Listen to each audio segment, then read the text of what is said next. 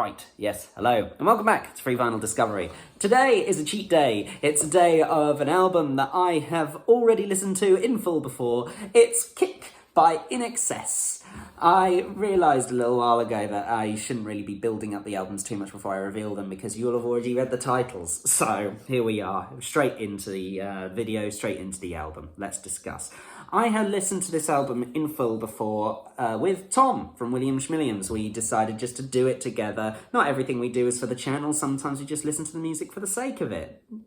What do we like? Well, I knew quite a few songs. All of these songs, with the exception of Devil Inside, I knew before. So I knew Need You Tonight, Never Tear Us Apart, New Sensation and Mystify. So I was quite loaded going into the album. He knew New Sensation and I'm not sure what others he knew.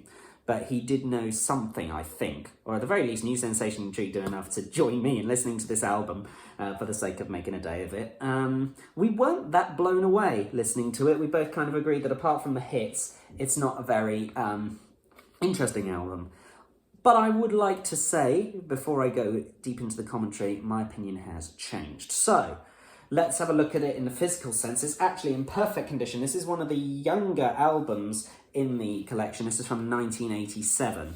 So we're getting to a point now where I think they're not listening to them as much. It's in absolutely perfect condition and the record plays perfectly as well. So it's really good for that reason. One thing I do want to point out though is they've got the lyrics sheet here, but they don't write them in paragraphs or in verse or anything like that. They're just written in long streams of sentences, which I don't think is a very good way of laying out your lyrics. Also, the songs are not in order of their play on the album. The first song on this list is Need You Tonight, which I think is track 1, 2, 3, 4. It's track 4, for Christ's sake. And it's at the top. What's going on there? I mean, Michael Hutchence, he just really didn't care, did he? He just shove them on there, just write them out. Don't do any kind of paragraph spacing or anything like that. Just write them out. Oh, and just put them in the order of whatever they come back in your memory with. I don't know. Doesn't hold the album back, though. Let's talk about it. Let me find the actual lyric sheet. Oh, it also came with this. It's just a little card that tells you the albums that came before. To be honest, I only know one song from their debut album, and that's it. I don't know anything from their other ones, so that's interesting.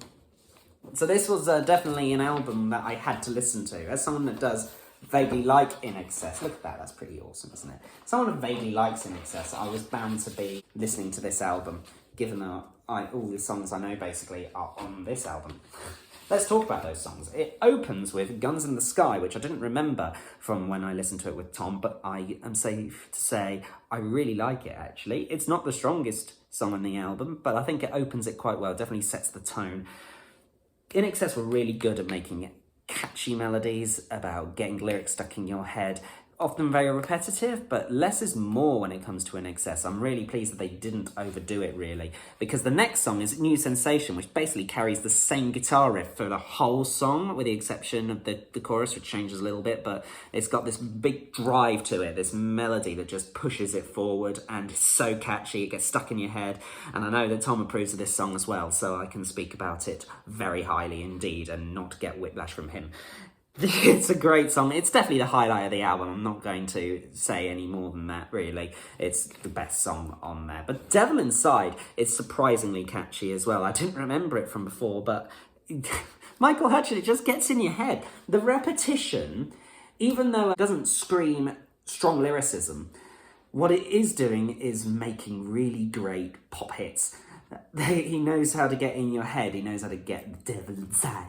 The devil inside. Every single one of us is devil inside. See, I know it now. I've got it. And I don't remember it from listening to the album with Tom. I only know it from listening to this edition. So it's there now. It lives rent-free. Need You Tonight, though, is probably the song they're most famous for. And with good reason. It's very catchy. That guitar is so 80s, but so cool. I love it. Mediate, though, no. They just gave Andrew Farris a rhyming dictionary and he just went off with it. The lyrics are not creative. I don't think that it's clever. I don't like it. I think that is probably the laziest song on the album. I'm just saying it there.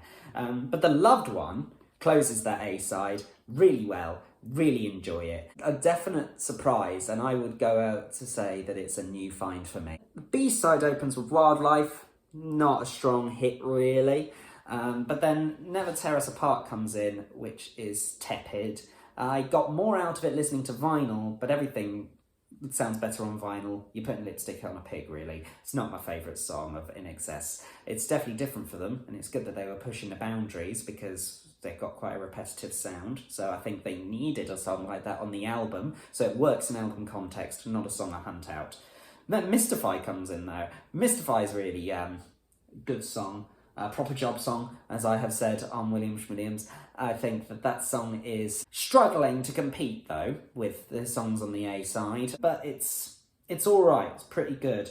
I don't really remember the other songs: Kick, Calling All Nations, and Tiny Daggers. Oh no, I tell a lie. Tiny Daggers is coming back to me, but we've had the best already in this album. The final 3 tracks often for me are the ones that fall by the wayside. Safe to say, though, I definitely think a lot more about this album than I did on first listening. If you'd asked me before listening to this, I'd have gone, yeah, it's fine, but it's not really an album listening experience. I always just thought that the hits were the ones that you took from it, and that was it. That's changed, I'm really pleased to report, and I'm definitely proud to have this in my collection now. I'm so glad to have it. When I was first sorting through them, though, I knew I was going to keep it anyway, so really this had a head start before we'd even got into this. So, what do you think of INXS? I'm sure Tom is going to have something to say about me going over to the dark side, so let's look out for his comment. He probably won't say anything now, just to spite me. This is a little bit of a longer episode, but I hope I have earned it. Thank you very much for watching, and I will see you again next week.